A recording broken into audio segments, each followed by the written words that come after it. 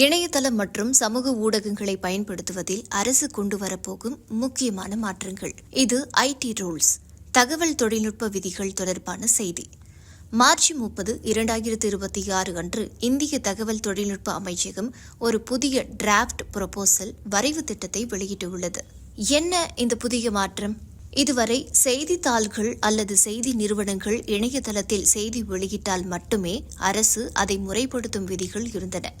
ஆனால் இப்போது பயனர்கள் பதிவிடும் செய்திகள், நீங்கள் ஃபேஸ்புக், இன்ஸ்டாகிராம் போன்ற தளங்களில் பகிரும் செய்திகளும் இனி அரசின் கண்காணிப்பு வளையத்திற்குள் வரும். நாம் சட்டப்படி செய்தி வெளியீட்டாளர்கள் கிடையாது என்றாலும் நாம் பகிரும் தகவல்கள் செய்தி என்ற அடிப்படையில் ஆய்வு செய்யப்படும். தி ப்ராசஸ் இது எப்படி செயல்படும்? உதாரணமாக, ஒரு பயனர் தவறான அல்லது திசை திருப்பக்கூடிய ஒரு அரசியல் வீடியோவை பகிர்கிறார் என்று வைத்துக் கொள்வோம். புகார்.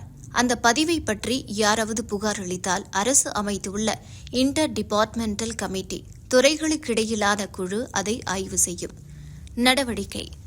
அந்த தகவல் தவறானது என்று தெரிந்தால் அரசு அந்த இன்டர்மீடியரி சமூக ஊடக நிறுவனத்திடம் அந்த பதிவை நீக்கவோ அல்லது அதில் இது தவறான தகவல் என்ற எச்சரிக்கை வாசகத்தை சேர்க்கவோ உத்தரவிடலாம். சமூக ஊடக நிறுவனங்களின் கடமை. புதிய விதிகளின்படி விதி 3 உட்பிரிவு 4 சேர்க்கப்பட்டுள்ளது.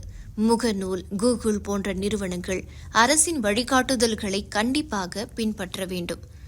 அரசு வெளியிடும் அறிவுரைகள், வழிகாட்டுதல்கள் மற்றும் நடைமுறைகளை இந்த நிறுவனங்கள் கட்டாயம் செயல்படுத்த வேண்டும் என்று அமைச்சகம் தெரிவித்துள்ளது.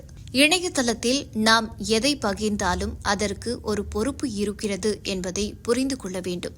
நாம் ஒரு செய்தியை பகிரும் முன் அது உண்மையா என்று சரிபார்க்க வேண்டும். தவறான தகவல்களை பரப்பினால் இப்போது உள்ள புதிய விதிகளின்படி அரசு அந்த தகவலை திருத்தவோ அல்லது நீக்கவோ அதிகாரம் பெற்றுள்ளது. தொழில்நுட்பம் வளர வளர அதை பாதுகாப்பாக பயன்படுத்த சட்டங்களும் மாறுகின்றன. டிஜிட்டல் உலகில் நாம் ஒரு பொறுப்பான குடிமகனாக செயல்பட இதுபோன்ற விதிகள் உதவுகின்றன.